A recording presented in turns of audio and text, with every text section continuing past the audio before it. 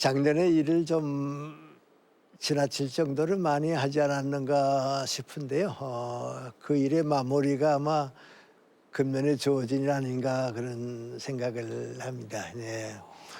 생각해 보니까 작년에 강연회를 한 것이 아마 170번 될 것 같고요. 작년에 예. 강연을 170번 하셨다고요? 그리고 책도 한 권 나왔고요. 또 과거에 썼던 책이 이렇게 재정리돼서 2권이 나오고 그랬으니까 아마 70대 이상 넘은 사람들 가운데에서는 비교적 일 좀 많이 한 것 같아요. 그래요? 예, 그래서 금년 좀 연장할 수 있나 하는 생각인데 얼마나 연장될지는 잘 모르겠습니다. 교수님, 세계 기네스 기록에 한번 도전해 보시는 거 어떠신지 몇 살까지 사실 수 있겠습니까? 글쎄요. 130세? 저 교수님 기록이 몇 살입니까? 세계 기네스 기록이. 122세입니다. 122세. 어디 깰 수 있겠습니까? 사는 때까지 갈게요 그래요. 근데 이제 몇 살까지 살고 싶으냐 하는데 다 자기 욕심대로 많고요. 난 항상 생각하는 것이 일할 수 있고 다른 사람들에게 작은 도움이라도 줄 수 있을 때까지 살았으면 좋겠어요. 근데요, 두 분 지금 우리 김영석 교수님하고 어떻게 알게 되셨어요? 그 정말 김영석 교수님은요 저한테는 아주 특별한 분이십니다. 왜냐하면 대학교 막 들어와서 첫해 그러니까 그것이 딱 50년 전입니다. 예예. 1967년에 제가 대학에 왔을 때 예. 선생님 강의를 들었습니다. 그리고 이제 금년 2월에 다시 또 선생님 강의를 50년 만에 제가 그 노화 장수 연구를 하면서 참 보람 있다 한 게 선생님을 뵙고 나서 50년 동안에 우리 선생님이 전혀 변하지 않으셨구나. 저는 아주 좀 자랑스러운 선생님이십니다. 세계 장수 연구학자로서 우리 김영석 교수님을 딱 지켜볼 때 정말 어떤 분이라고 생각이 드세요? 우선 굉장히 드무신 분입니다. 드무신 분. 왜냐하면 이제 이 연세에 그만큼 활동을 많이 하시고 그런 분이 없는 것은 아닌데 우리나라에서는 아마 유일한 분이시지 않느냐. 이렇게 정말 100세가 다 되셨는데도 열심히 강의하시고 당신의 건강을 유지하고 계시고 네. 이런 것이 정말로 저희 그 장수 시대 같은 모범이시지 않느냐 이렇게 생각이 듭니다. 자, 100세 시대 참 많은 말은 들어봤습니다만 먼 나라 이야기처럼 들렸습니다. 하지만 김영석 교수님 99세 되시는 걸 딱 지켜보시면서 100세 인생 정말 우리에게도 이제 찾아오겠구나. 정말 먼 나라 이야기가 아니겠구나라는 생각이 들 겁니다. 자, 그렇다면 대한민국 우리나라에는 100세를 가지신 분이 어느 정도 되십니까? 지금 현재 약 한 300명 있을 것으로 지금 보고 있고요. 그런데 증가되는 속도가 굉장히 빨리 증가되고 있기 때문에 네. 아마 그 2020년 되면은 우리나라도 그 10,000명에 가까우지 않겠는가 이렇게 좀 생각을 하고 있습니다. 그래요. 근데 사실은 제 나이 정도만 돼도요. 옛날 같으면 완전 할머니 그리고 할머니였죠. 소리를 들었죠. 맞아요. 그렇죠? 근데 지금 그래도 조금 젊은 할머니죠. 할머니도 아니에요, 이제는. 아니에요? 그냥 아줌마라래, 아줌마. 네. 그 우리나라가 평균 수명이 1960년대 52살밖에 안 됐습니다. 1970년이 지나면서 60. 그다음에 이제 1990년이 지나면서 이제 조금 증가하다가 2000년에 돼서 비로소 우리가 70 막 넘어갔는데 2010년에 우리가 80이 됩니다. 근데 평균 수명도 그러지만 더 중요해서 이제 실제 사람들이 제일 많이 죽는 나이 그것을 우리가 최빈 사망 연령이라 그러는데 그 최빈 사망 연령도 우리가 지금 90이 넘어갑니다. 이제 실제 우리나라에서 어르신들이 돌아가시는 나이는 이제 90이 넘어야 돌아가시는 거예요. 맞아요. 그렇습니다. 자, 근데 교수님, 그 지금 99세이신데 혹시 친구분들이나 그 위에 뭐 선배님들, 뭐 지인분들 지금까지 이렇게 살아계신 분들 많이 계십니까? 그렇지는 못하고요. 90까지는 이제 다 같이 가는데 경험해 보니까 이제 90 고개가 되면서는 거의 다 먼저들 가시대요. 그리고 지금은 내 친구들도 다 가고 간혹 이제 몇 분들 있거든요. 그 몇 분 셀만한 분들 있고서는 다 거의 없어요. 그래서 좀 외롭다고 할까요? 그렇군요. 예, 나 혼자 남았구나 하는 생각도 있고 그렇습니다. 네. 자, 우리 교수님도 99세이시지만 간혹 90대에 있는 분들이 이렇게 주변에 몇 분 계시다고 했는데 그분들의 장수 비결은 뭐라고 생각하십니까? 100세까지 거의 가신 분들 이렇게 가만 보면요. 첫째가 욕심이 없어요. 욕심이 없으니까 이게 고통을 받지 않아요. 그게 첫째고요. 그 다음에는 인생을 무리하지 않는 것 같아요. 우리 이제 운동 선수들이 다 그런 건 아니지만 이제 장수술이 좀 낮은 걸로 아는데요. 왜냐하면 젊어서 체력을 다 낭비해 버렸거든요. 그리고 또 이제 예능 분야에 계신 분들이 비교적 그건 제 생각인데요. 일찍 돌아가시는 분들이 있는 건 감정을 너무 낭비한 것 같지 않은. 예. 그래서 좀 이렇게 여유 있게 사는 분들, 항상 마음에 이제 여유를 가지고 사는 분들이 오래 사는 것 같아요. 교수님, 그럼 우리 여유만만이라는 이 이름을 어떻게 생각하세요? 여유만만. 아마 이거 많이 들으면 많이들 오래 사실 거예요. 그렇죠? 네. 하루에 여유만만 10번씩만 외치면 오래 사신답니다. 우리 원종래 씨께서는 이 내 주변에 나이가 좀 많이 드신 분 어떤 분이 계시나요? 제 가까이에 이렇게 지인 뭐 아니면 우리 가족, 친척 중에는 별로 없으세요. 없으시고. 한 85세, 85세. 네, 90세 가까이로 가시면서 다 돌아가셨고 그래서 별로 없습니다. 우리 이성구님 주변에 혹시 나이 많으신 분 누가 있어요? 저는요, 제가 우리 집안에서 나이가 제일 많아요. 그래서 마지막에 작은 오빠가 저기 돌아가셨을 때 다음은 내 차례구나 했거든요. 근데 오빠들이고 뭐고 성격들이 다 아주 그냥 급하고 난리예요. 그 이성구님이 생각할 때 일찍 세상을 떠나는 이유 중에 하나가 성격이 급하면 일찍 떠날 수 있다. 저 몰랐어요. 오늘 교수님 뵙고 나서 알았어요. 자, 100세 인생이 중요합니다마는 건강하게 100세 인생을 맞이해야 된다고 생각하거든요. 김영석 교수님이 생각하는 100세 인생을 제대로 맞이하기 위해서는 어떻게 해야 된다고 생각하십니까? 글쎄요. 건강은 자기 책임인 것 같아요. 지금은 50대부터 건강을 관리하기 시작하면 성인병이라든지 그런 것도 많이 극복하는 것 같아서요. 70쯤 돼서 뭐 당뇨가 어떻다, 혈압이 어떻다 하면 이미 때가 늦었고요. 50쯤부터 관리하기 시작하면 80 중반까지는 다들 가는 것 같아요. 그런데 그 다음에 더 중요한 건 이제 60까지는 건강한 신체, 건강한 정신이 곧 깃든다고 이제 우리 그랬는데요.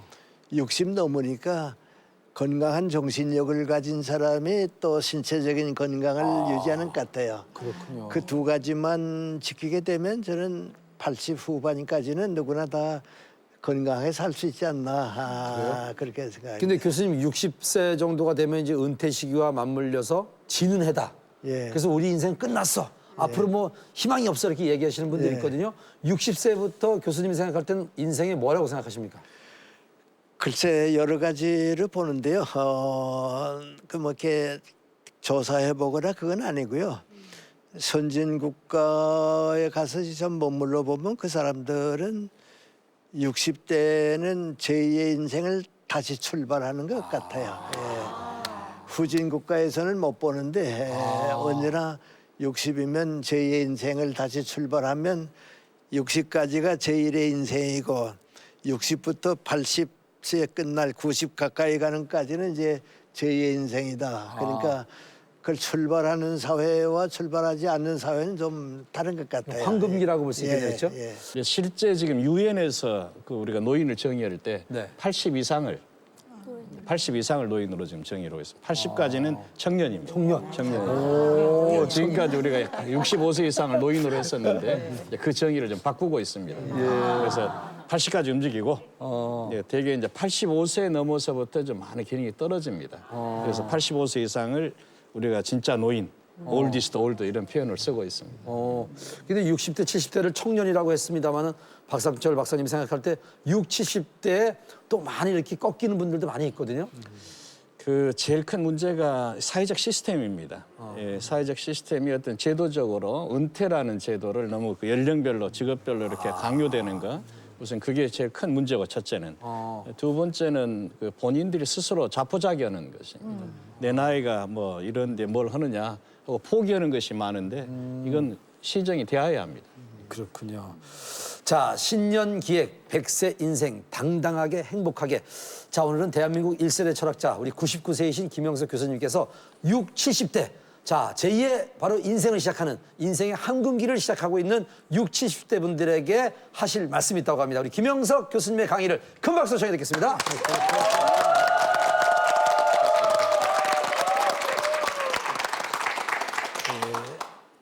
제가 40대 초반입니다. 미국에서 한 해 머물렀는데 그때 미국 사람들이 인생은 60부터다 그런 얘기들을 많이 하대요. 근데 그 당시 우리는 60이면 인생이 해갑이 되고 끝났다고 생각하는데 이 사람들은 아마 60에 다시 시작하는가 보다. 남의 일같이 생각을 했습니다. 그 다음에 또 한 20년 지나니까 제가 이제 60대 초반인데요. 일본에 가서 좀 그 시간을 보냈는데 그 사람들은 50대가 끝나게 되면 우리 가정에서부터 이제 해방이 되고요. 남자들은 또 직장 생활에서 대체 60을 맞이하면 끝나게 되니까 제2의 인생은 사회인으로서 60대부터 이제 시작한다. 근데 그 60대 시작하는 사람은 70, 80, 90까지 갈 수 있고 60대 시작을 하지 않고 나는 이제 늙었으니까 끝났다 하게 되면 제1의 인생으로 끝나고 제2의 인생은 잃어버린다. 그런 얘기들입니다. 그럼 그 60대에서 시작해야겠는데 무슨 일이 가장 필요하냐 시작하느냐 하는 얘기들인데 첫째로 지목하는 게 민관이 공부하라 그래요. 공부하라. 과거에 공부한 사람은 연장하고 과거에 공부하는 생활을 안 한 사람은 무엇이든지 좋으니까 공부 시작해라. 그래서 공부해라. 그다음에 이제 두 번째가 민관이 젊었을 때 내가 하고 싶었던 취미 활동을 못했던 사람들이 취미 활동을 다시 시작해라. 그러면 남은 인생은 이제 즐겁게 행복하게 살 수 있다. 이제 그런 얘기입니다. 근데 그 사람들 통계 낸 걸 보니까요. 60 넘어서 취미 활동을 해서 성공한 사람이 그 이전 사람보다도 성공률이 더 높아요. 그러니까 이제 내가 즐거운 걸 하니까 아마 빨리 올라가는 것 같아요. 그다음에 세 번째가 재미있는데요.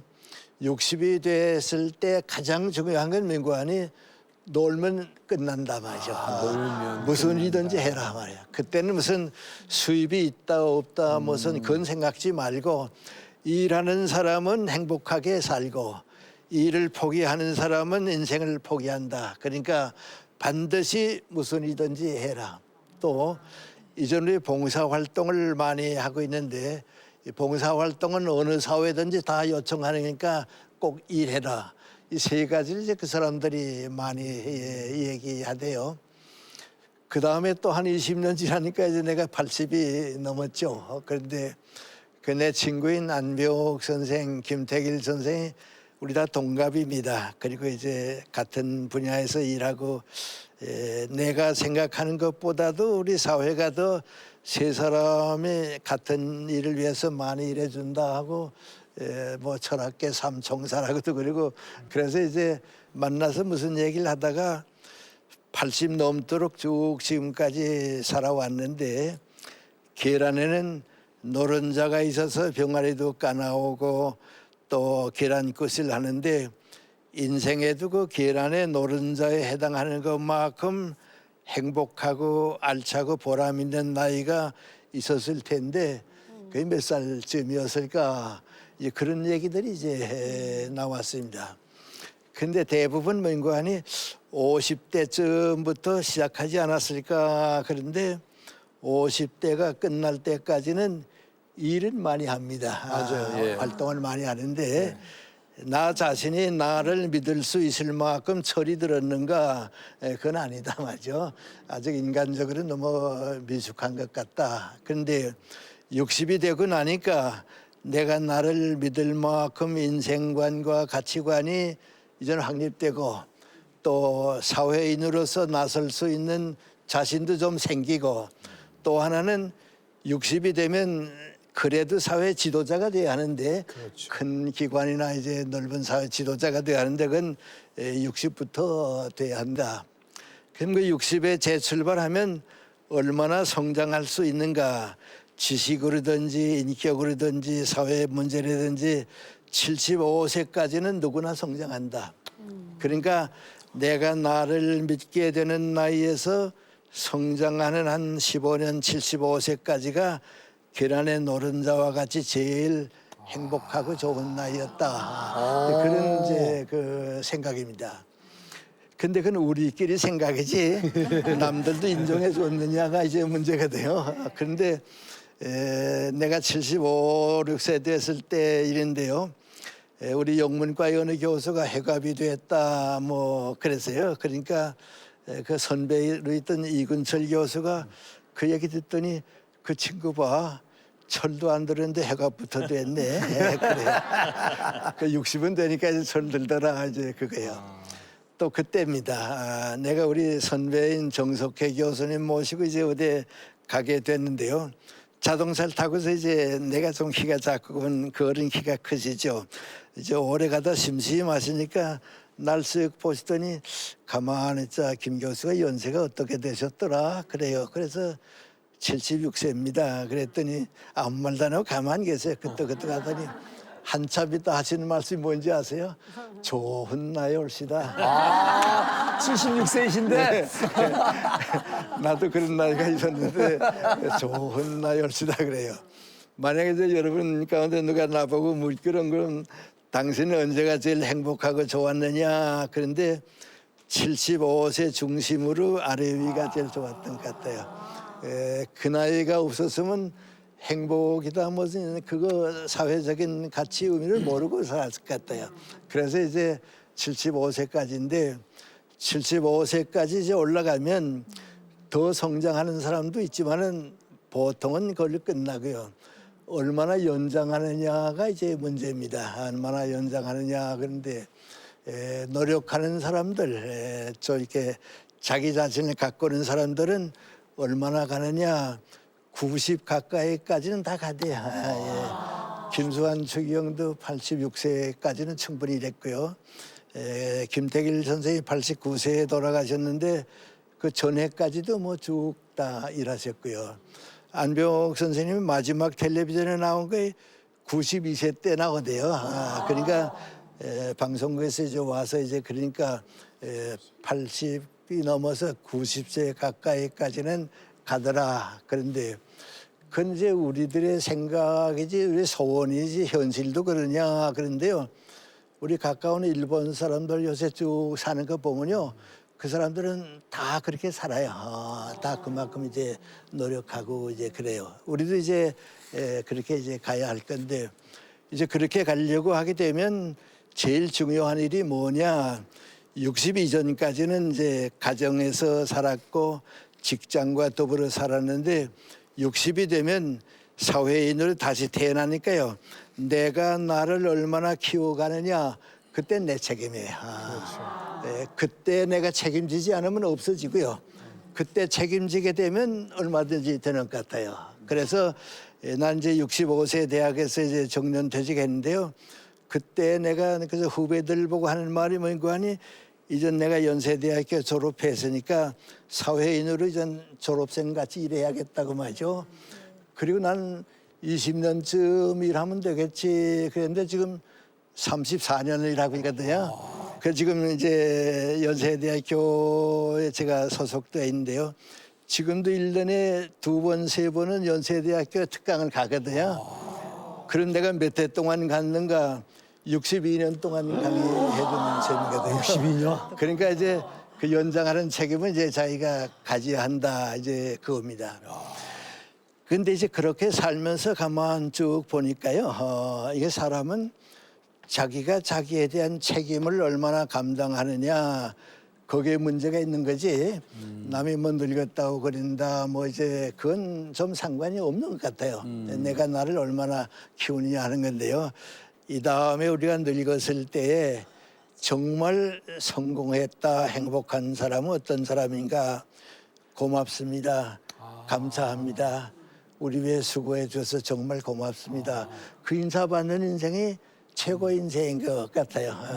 그런 마음을 가지고 좀 새 출발하면 새해도 더욱 행복하지 않을까 그런 생각을 해봅니다. 고맙습니다. 네, 감사합니다, 교수님.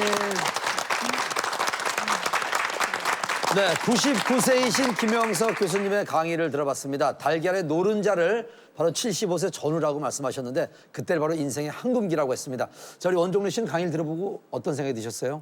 진짜 선생님 말씀 이렇게 들으면서 제가 아까 첫 시작할 때 나이가 들면서 서운하다는 말씀을 제가 아까 우리 조영구 씨가 물어서 했잖아요. 네. 아, 서운할 게 아니다. 아, 지금부터구나. 저도 그런 생각이 지금 확 와닿고요. 네. 그래요? 우리 이선구 시니어 모델님께서는 강의를 들어보시면서 어떠셨어요? 엄청 자신감을 얻었어요. 제가 여태까지 정신적으로 많이 늙어 있었는데 네. 제 얘기를 하는 것 같았어요. 제가 60 넘어서 모델도 하고 그러는 거 보고 이제 자신감을 얻어갖고 황금기래니까 정말로 노른자회 같이 살게 저렇게 해주신 것 같아요. 아유, 네, 그래요. 네, 네. 우리 이한승 우리 이야기 할머니 어떠셨어요? 저도 50대까지는 바쁘게 살았거든요. 그리고 이제 교수님 말씀하셨는데 이제 60대부터는 저도 좀 뭔가 해보고 싶었다 생각을 하고 있었던 차에 이제 일을 하게 됐는데요. 이야기 할머니를 하면서 정말 그 지금 교수님 말씀대로 지금 황금기인 것 같은 그런 느낌을 지금 확 받았어요. 정말 즐겁고 보람차고 그러거든요. 그래서 이런 말씀이 지금 하신 말씀이구나 그런 것을 가슴이 막 뜨거워집니다. 정말. 그렇죠. 네. 자, 근데 김영석 교수님 그 인생을 교수님께서 콩나물에 좀 많이 비유하셨던데 왜 콩나물 같다고 생각하시는지요?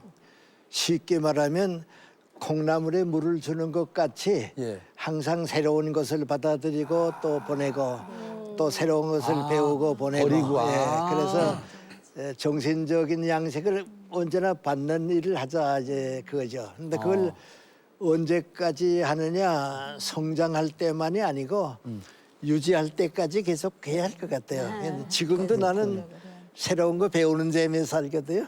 예, 새로운 거 깨닫는 재미에 살고 그거 없으면 내일이 없는 것 같죠. 그래서 99세 되는 첫날인데 금년에도 많이 배우고 많이 깨닫고 많이 느끼게 될 거다.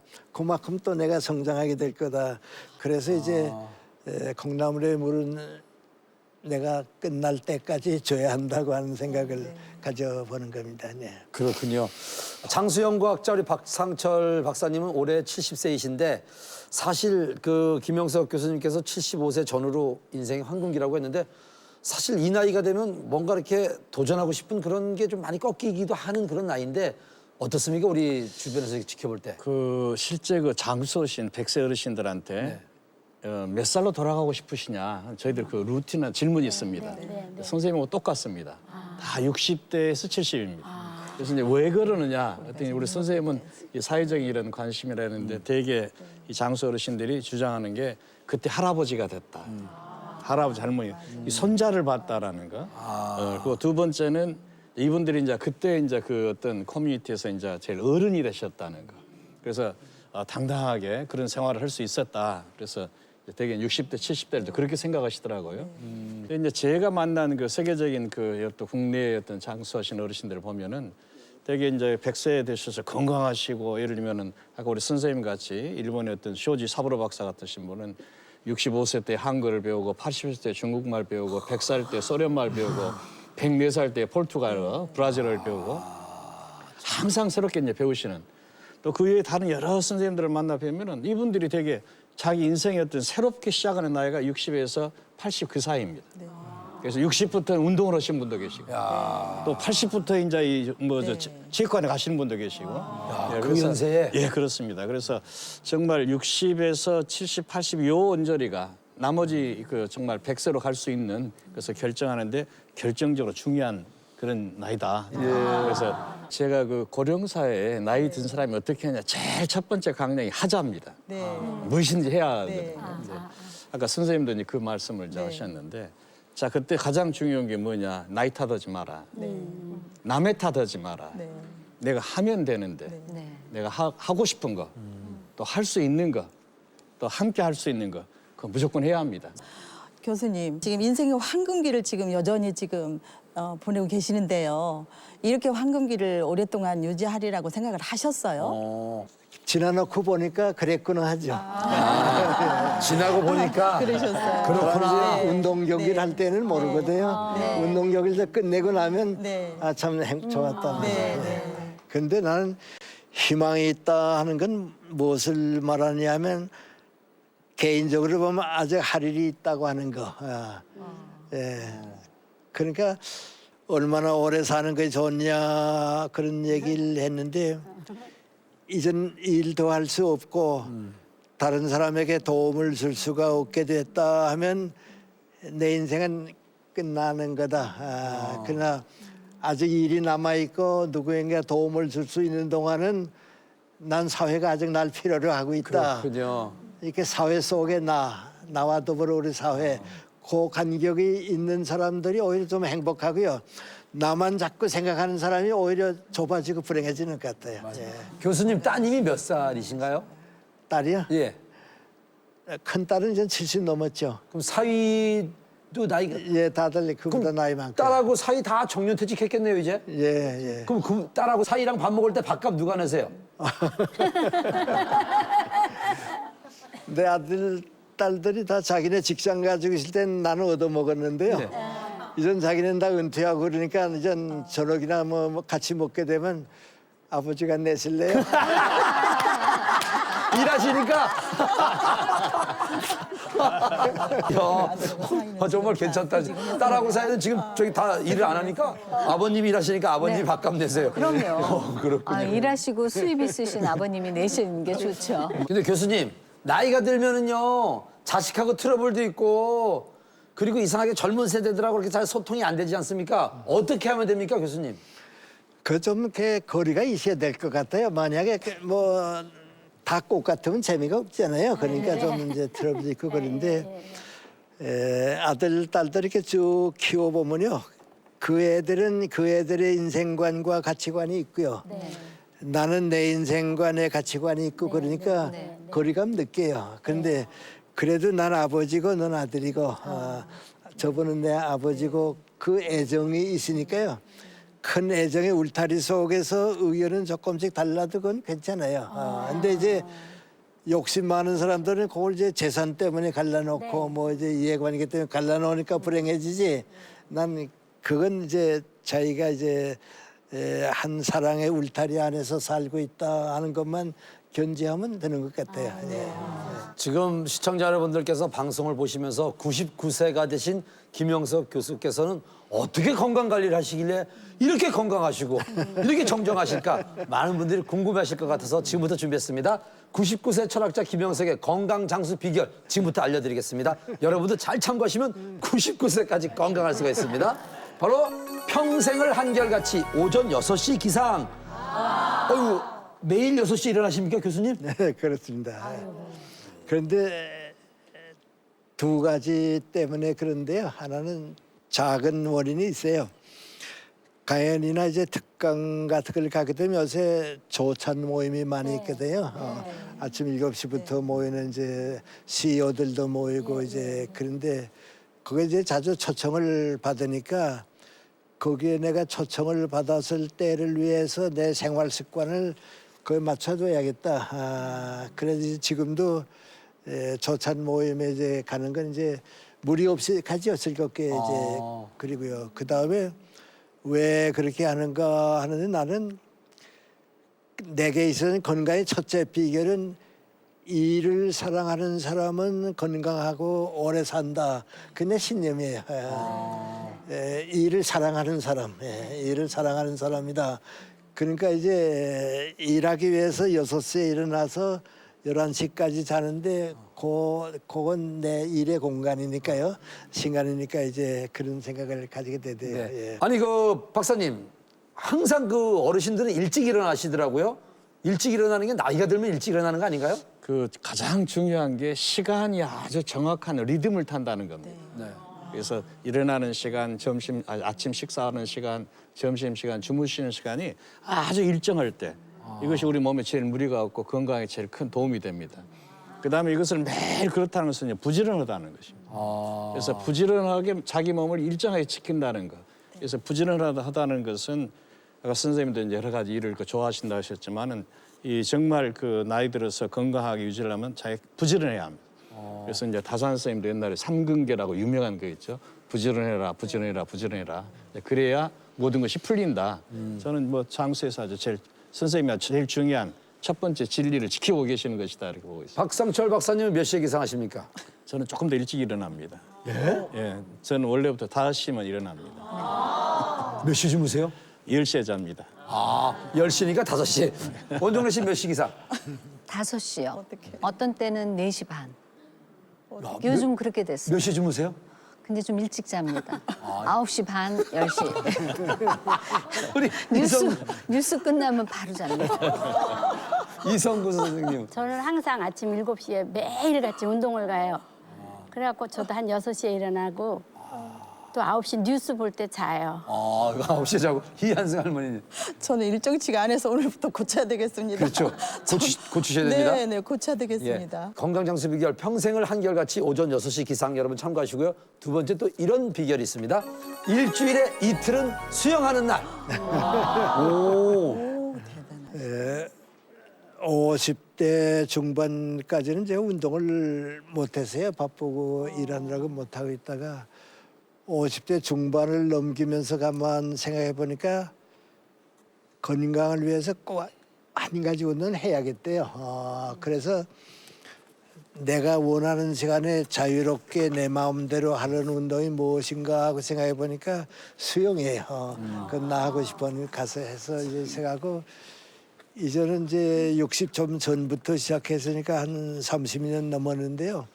지금도 이제 일주일에 한 2번쯤은 이제 가고 그럽니다. 그런데 뭐 5년이다 6년이다 할 때는 몰랐는데요. 10년 이상을 계속하고 보니까 그것이 내 건강에 대단히 도움이 됐다 하는 걸 느껴요. 예, 많이 그러시군요. 느껴요. 박사님 그 운동이 그만큼 중요한 거죠? 예, 그 특히 선생님이 좋아하신 수영 이게 이제 그 어르신들한테는 우선 그 심폐 운동이 아주 굉장히 큰 도움이 되고 그다음에 관절에 무리가 가지 않기 때문에 아주 그 나이 드신 분들한테는 아주 좋은 운동으로 되어 있습니다. 또 실제 그 장수하신 어르신들을 보면은 우리 선생님은 다 그 모델이신데 되게 60언저리에 운동을 시작하신 분들이 많습니다. 그래서 100m 달리기를 하신다든지 마라톤을 하신다든지 1500m 수영을 완영을 하신다든지 하는 그런 분들이 되게 60, 70에서 시작을 하셔가지고 100살까지 그걸 유지하시더라고요. 그래서 저는 지금 선생님 하시는 게 아주 가장 그 이 모델, 우리 장수인의 그 모델에 그대로 지금 가고 계시는 거여서 저는 그래서 반갑습니다. 99세 철학자 김영석의 건강장수 비결 지금 살펴보고 있습니다. 자, 세 번째는 무엇인가 좀 보도록 하겠습니다. 세 번째는 하루에 1시간씩 산책. 일주일에 2번 수영하시고 예, 하루에 1시간씩 매일 산책하시고 예. 주로 어떻게 하시는지. 근데 나한테 그 산책은 상당히 생산적이에요. 원고를 쓰다가 맥혀서 풀리지 않을 때는 앉아서 생각하는 것보다는 산책하면서 여유하니까 이제 생각하고요. 그러니까 내가 쓰는 원고라든지 강연에 대한 내용은 전부 산책하는 시간에다 이제 만들어지니까요. 산책은 내게 있어서는 아주 그 생산적입니다. 그리고 그렇게 생산적으로 산책하니까 이제 운동이 그 생활이지 운동이라는 생각이 없어요. 층층대 나는 지금 2층에 살고 있는데요. 하루에 몇십 번 이제 2층으로 내리는데 그건 운동이라는 생각은 없거든요. 그러나 그게 생활이기 때문에 건강에 더 도움 되는 것 같아요. 그래서 운동이 생활되고 생활이 운동되고 그리고 나는 왜 운동이 필요하냐 건강 때문이고 건강은 또 목적이냐 일하기 위해서는 건강해야겠고 그렇게 생각합니다. 맞군요. 자, 우리 박사님 어떻습니까? 이 정말 걷기와 장수는 연관이 있는 겁니까? 예. 그 우리 선생님께서 그 산책, 이만일 칸트 선생님도 이렇게 산책을 하셨지 않습니까? 이 산책이라는 게 우선 그 그냥 안에서 그 헬스에서 이렇게 막 그 하는 것보다는 이 자연을 그대로 볼 수 있으면서 또 여러 가지 변화를 느낄 수 있으면서 하는 것이기 때문에 정신적인 적절한 또 이게 자극이 되고 그래서 그냥 단순한 그 걷기뿐만 아니라 거기에 정신이 자기 때문에 이 산책이 훨씬 그 중요하다. 네, 저희들 이렇게 보고 있습니다. 그다음에 이제 이 저희들 이 장수하신 어르신들을 보면은 어떤 마을에 딱 가면은 그 사신 분 집이 딱 눈에 보입니다. 어디냐? 그 마을에서 제일 언덕 위입니다. 이 평지를 걷는 것이 아니라 언덕을 오르고 내리고 오르고 내리고 그래서 이 걷는 것이 참 그 나이 드신 분들한테 부담이 안 되는 그러면서 굉장히 도움이 되는 그런 운동으로 저희들이 이제 보고 있습니다. 제가 그 장수의 비결을 좀 이렇게 취재로 갔거든요.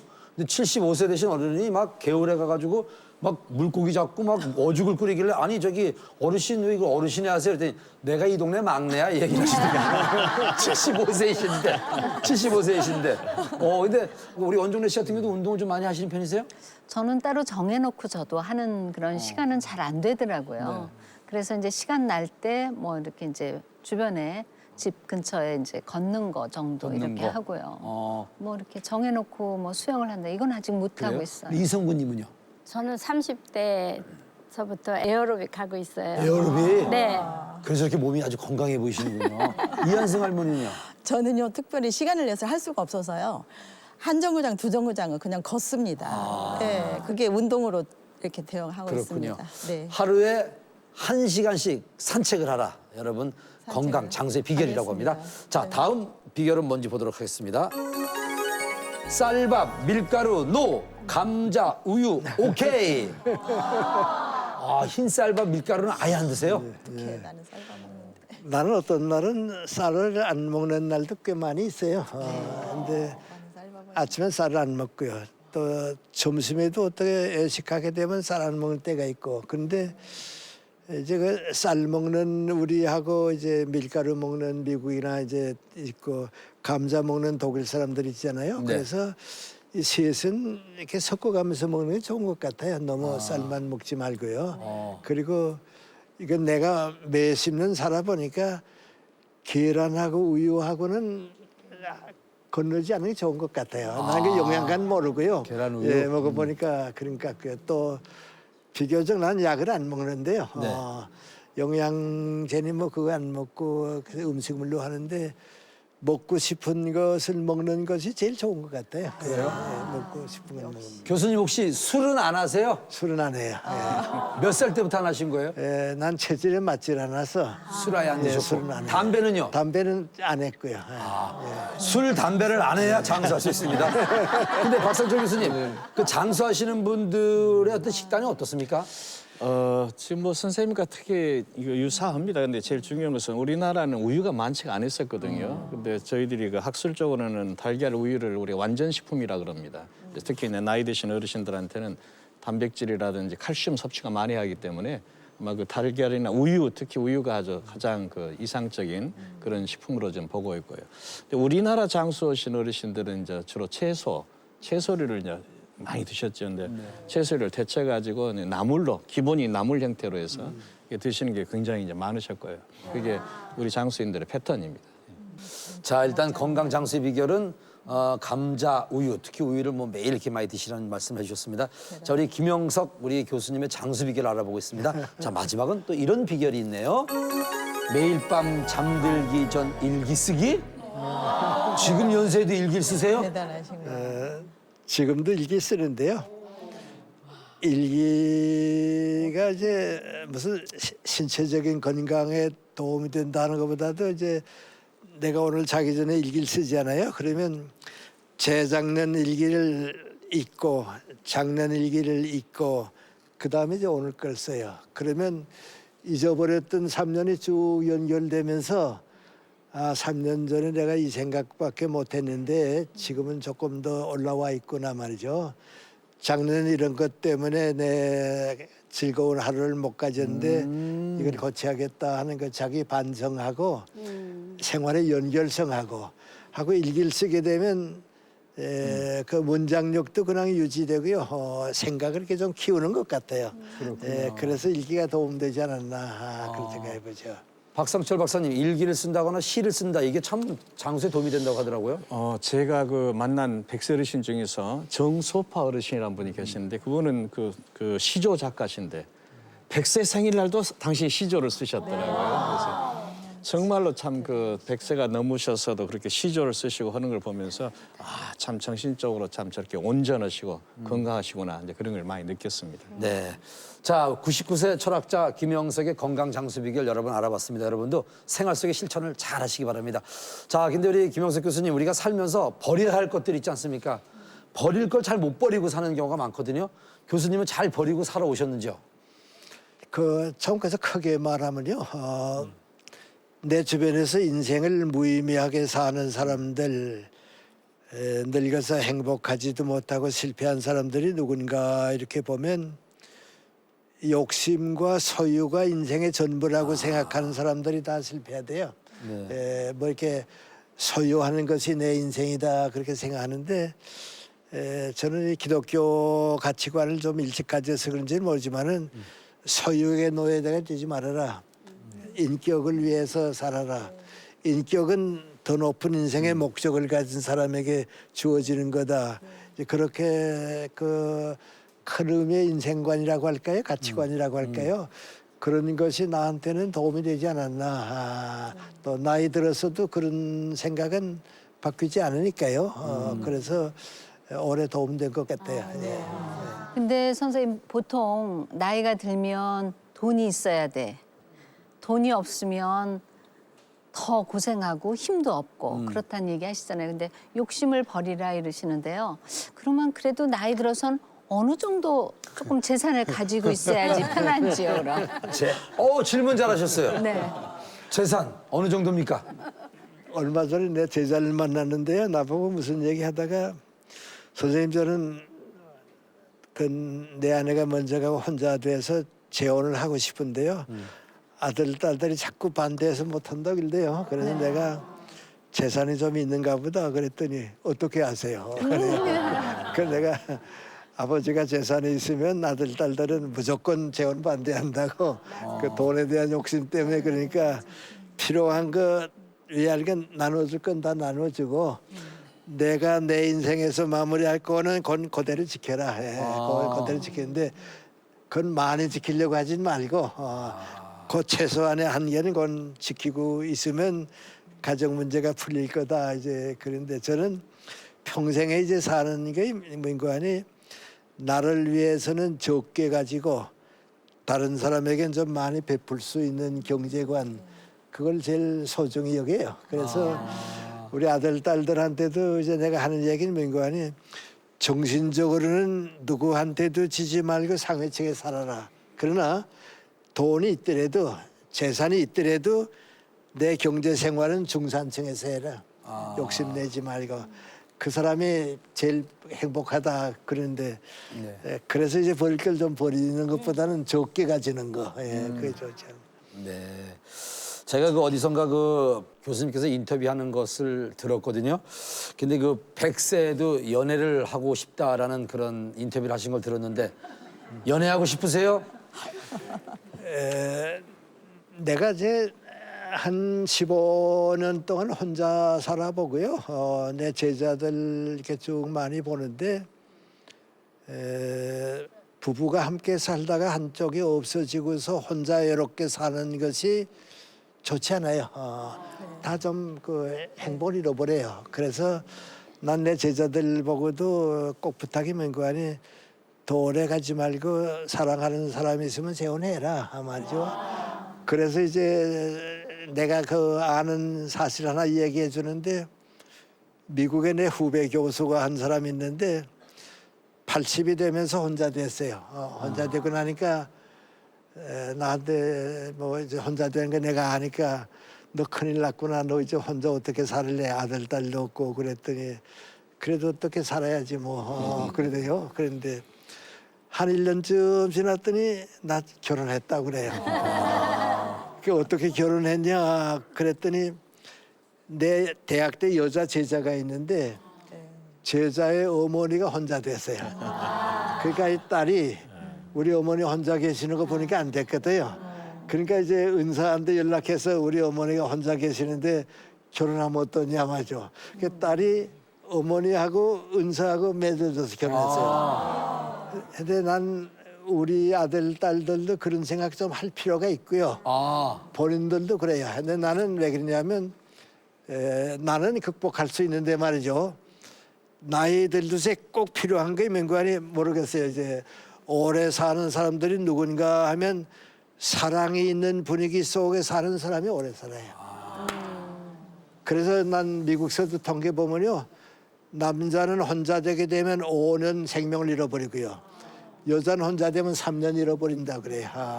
여자는 가정애가 좀 남아있으니까 그래요. 그래서 내가 지나 보니까 혼자 있는 건 좋지 않고 그 연애할 수 있으면 하고 그 여자친구를 가지고 남자친구를 가지는 걸 좀 자꾸 주변에서 도와줬으면 좋겠어요. 그래서 행복했으면 좋겠다 그 생각입니다. 예.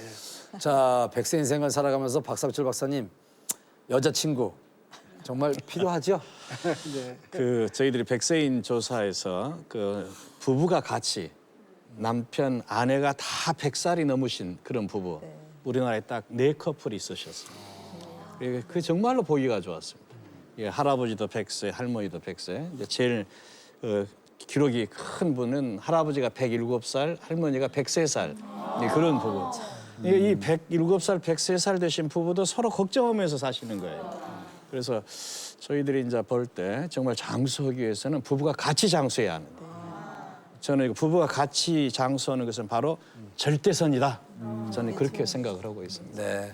자, 오늘 여의만만에서는 99세 철학자 김영석 교수님을 모시고 자, 100세 인생 당당하고 행복하게 사는 법 배워보고 있습니다. 자, 이번에는 박상철 우리 장수학자 우리 박상철 박사님을 모시고 이 노화와 장수에 관한 흥미로운 연구들이 있다고 합니다. 그 강의를 박수로 청해 듣겠습니다.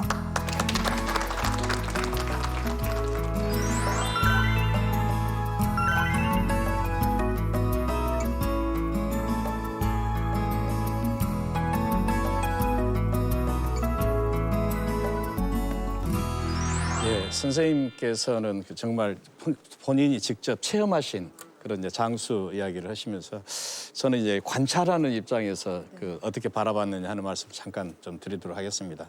저희들이 그 100세 어르신들이 가지고 있는 가장 공통적인 특징이 뭐냐? 딱 4가지로 저희들이 요약하면 하나는 하자, 뭐든지 열심히 하자. 두 번째는 주자. 아까 선생님께서 말씀해 베푸는 이게 주자. 이게 또 굉장히 또 중요한 또 덕목인데 이제 세 번째는 배우자였습니다. 나이가 드셔도 그 열심히 뭘 배우려고 하시는 거. 바로 이제 우리 선생님과 똑같은 그런.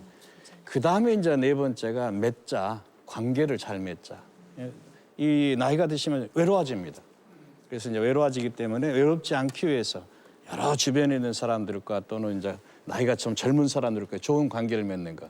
이것이 우리 장수에서는 굉장히 중요한 이제 덕목이다 이렇게 좀 이야기를 하고 있습니다. 근데 사실은 이게 장수라는 이야기를 할 때 노화 이야기가 나오는데 노화란 게 뭐냐? 아주 재밌는 에피소드가 있습니다. 그리스 신화에 그 에오스라는 그 새벽의 여신이 있는데 예를 들어 그리스 신화에 보면 신은 죽지 않는 존재고 인간은 죽는 존재죠. 근데 이 여신, 이 새벽의 여신이 인간인 티토노스란 그 사람을 사랑하게 됐어요. 근데 이 사람이 이제 그 죽게 돼 있으니까 저 사람을 오래 살게 해야겠다. 그래서 제우스 신한테 부탁을 해서 이 티타노스를 죽지 않게 해버렸어요. 자, 근데 죽지 않게 하고 깜빡 잊어버린 게 늙지 않게 하는 것을 잊어버린 거죠. 그래서 이 사람이 계속 늙어져 가는 거죠. 그래서 에오스 신이 보기에는 자기는 안 늙는데 그래서 결국 이 사람을 이제 가둬놓고 나중에 이 사람이 결국 매미가 돼버리는 이제 되는 거죠. 그래서 유명한 스토리인데 거기서 배우는 것이 뭐냐? 늙음이라는 것하고 죽음이라는 것은 다른 것이다. 늙으면 죽는다. 이게 아니다. 이 실제 저희들이 또 실험실에서 실험해서 보면은 여러분 젊은 세포로 늙은 세포를 죽여본다든지 그러면 더 잘 죽는 것은 뭐냐? 젊은 세포가 더 잘 죽지. 늙은 세포는 잘 안 죽더라. 또 그래서 젊은지하고 늙은지를 가지고 여러 가지 약물을 처리해서 서로 이제 누가 더 잘 죽느냐? 젊은지가 더 잘 죽습니다. 자, 그 이야기는 뭐냐면은 노화라는 것은 죽기 위한 과정이 아니다. 노화라는 것은 바로 살아남기 위한 과정이다. 자, 이렇게 노화라는 형질이 바뀌면서 어떤 중요한 점이 있느냐? 바로 암을 억제하는 기능입니다.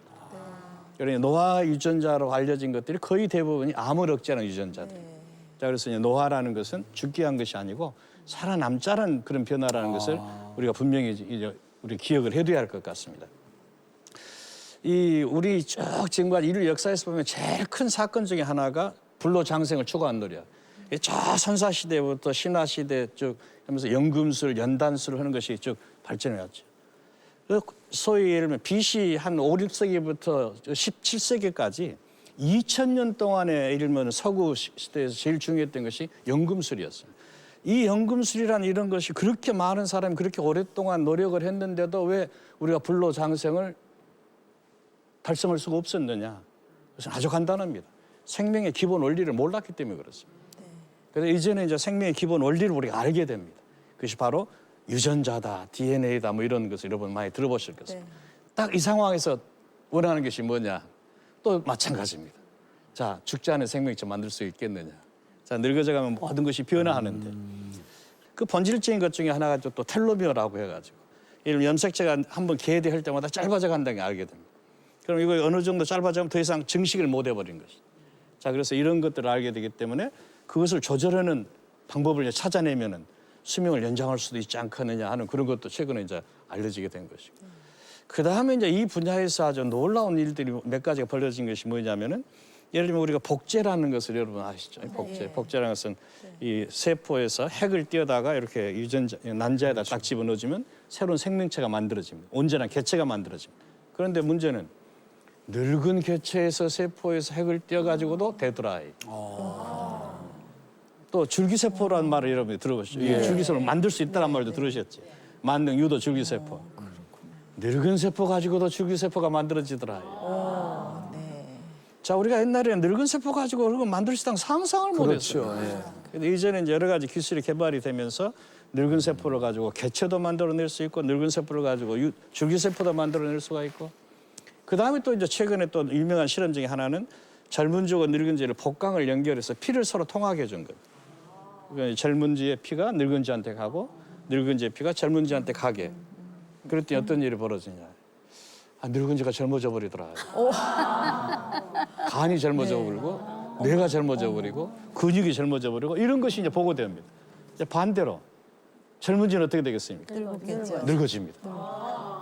자, 그래서 이 분야에서 우리가 놀라운 것이 하나씩 발견된 것은 젊은 개체에는 젊음을 유지하는 어떤 팩터가 있다. 인자가 있다.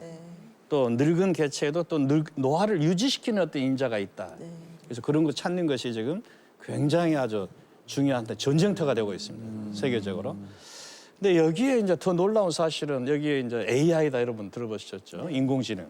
서로 이제 이런 전자 이런 것이 컴퓨터 이런 것이 발전하면서 우리 사람들이 이제는 그 원래 기본적 이런 사람 그래서 라이프 1.0이라 그럽니다. 1.0의 사람들은 그대로 진화된 그 상태에서 하드웨어, 소프트웨어가 그대로 받았던 거예요. 근데 이것을 우리가 소프트웨어를 바꿔버릴 수가 있다. 소프트웨어 바꾸는 것은 뭡니까? 교육입니다. 공부를 하고 또 생활 습관을 바꾸고 그러면 소프트웨어가 달라집니다. 그럼 수명이 연장될 수가 있어요. 그래서 라이프 2.0이라 그럽니다. 라이프 3.0은 뭐냐? 하드웨어도 바꿔버리는 것이죠. 이미 우리들이 그렇게 바꿔져 있으면 여러분 이미 다 사이보그란 말은 들어보셨죠. 그렇죠. 우리 몸에다 기계로 집어넣는 것이죠. 우선 가장 간단한 게 임플란트, 또 관절, 인공관절, 또 스텐트 이런 거 넣어가지고 수명을 연장하고 기능을 얼마든지 보존시킬 수 있는 이런 것을 우리가 트랜스휴먼이라고 그럽니다. 트랜스휴먼. 그래서 트랜스휴먼이라는 상태에서 더 나아가서는 우리 뇌도 치환할 수 있는 상태가 됩니다. 예를 들면 우리 뇌에다가 여러 가지 전자장치를 집어넣어서 뇌 기능을 도와주는 그런 상태가 올 수 있을 것이다. 자, 이런 것을 우리가 라이프 3.0이라는 표현을 씁니다. 3.0은 바로 우리가 이제는 인간이 마음대로 조작하는 것이 아니라 기계에 의해서 인간이 달라질 수 있다라는 상황이 되는 것이죠. 우리가 그것까지 원하는 것은 사실 여러 가지 불편하죠. 그러나 적어도 우리 인간이 살아가는 과정에서 우리 몸을 도와줄 수 있는 모든 방법을 다 동원해서 적어도 생체 기능을 예를 들면 마음대로 연장시키고 또 보존시키고 그럴 수 있는 그런 방법들이라는 것은 최근에 많이 개발이 되고 있습니다. 그래서 이제 저희들은 이제 그런 측면에서 이제 이 과학기술이라는 것이 인간의 수명에 앞으로 굉장히 큰 영향을 줄 수 있다 이렇게 이제 보고 있는데, 근데 사실은 그 전에 우리 이제 김영석 교수님 오늘 말씀하신 대로 그 생활 패턴이라든지 이런 것이 쭉 나가게 되면은 결국 그 일상생활의 모든 것이 달라질 수가 있습니다. 네. 자, 그래서 이제 저는 이제 그렇게 해가지고 예를 들면 우선 기본적으로 우리가 최대한 연장을 해보자. 네. 수명을 연장을 해보자. 건강하게 연장을 해보자. 그렇지. 근데 거기에 이제 덧붙여서 이 과학기술이 동원돼 가지고 그것을 더 증강시키자, 증폭시키자 이런 경향이 지금 세계적으로 좀 진행이 되고 있습니다. 그래서 오늘은 우리가 장수 이야기를 하면서 장수가 그냥 인간의 힘으로서 노력으로 사는 것이 우선 최선인데 거기에 덧붙여서 또 과학기술이라는 것이 거기에 많은 역할을 해가지고 도와줄 수 있다는 것을 이제 말씀드리고 싶습니다. 네, 장소영 과학자 감사합니다. 박상철 박사님의 강의였습니다. 감사합니다. 노화는 병이 아니고 살아남는 것이다는 말이 가슴속에 와닿는데 우리 인간은 최대 몇 살까지 앞으로 살 수 있을까요? 그 학계에서 지금도 잘 모릅니다. 그래서 지금 학계가 지금 논쟁이 벌어지는 게 150살을 넘을 수 있냐 없냐 이거 가지고 지금 이제 학계에서 지금 논쟁을 하고 있죠. 근데 거기에 이제 이 과학기술을 하는 그런 팀들, 특히 미래학자들은 인간이라는 것은 이제 그 한계를 추월해서 갈 수 있는 바로 그런 종이다. 자, 한계란 게 뭐냐? 시간과 공간의 한계였는데 사는 공간도 저 지구가 아닌 세상도 갈 수 있는 것이고 시간도 우리가 100년인데 그걸 넘어갈 수 있는 것이고 그래서 이제 이런 것이 우리가 생각하는 것보다 더 빠르게 지금 많은 지금 진적이 올 것이라 좀 보고 있습니다. 네. 자, 새해 첫날부터 두 분 모시고 참 좋은 이야기 많이 들었는데 우리 김영석 교수님은 올해 꿈이 있다면 뭐가 있을까요? 젊었을 땐 꿈이 좀 많고요. 나이 들면 꿈이 점점 적어지고요. 그 이제는 꿈은 많이 적은데요. 하나 가지고는 꿈은 뭐인 거 아니 내 인생을 가장 아름답고 귀하게 마무리해야겠다 하는 그 꿈. 예, 그게 지금 꿈이죠. 귀하고 아름답게 마무리할 수 있도록 응원의 박수 한번 주시기 바랍니다. 자, 오늘 여의만만에서는 신년기획 특집으로 새해 첫날 백세 인생 당당하고 행복하게로 함께했습니다. 특히 우리 99세 되신 김영석 교수님을 모시고 장수의 비결까지 함께 들어봤는데요. 특히 교수님 말씀 중에 75세 전후로 해서 바로 인생의 황금기, 바로 계란 노른자라고 했습니다. 올해만큼은 우리가 나이 탓하지 말고 멋지게 도전하셔서 인생을 행복하고 당당하게 살아가시기 바라겠습니다. 여의만만이 응원하도록 하겠습니다.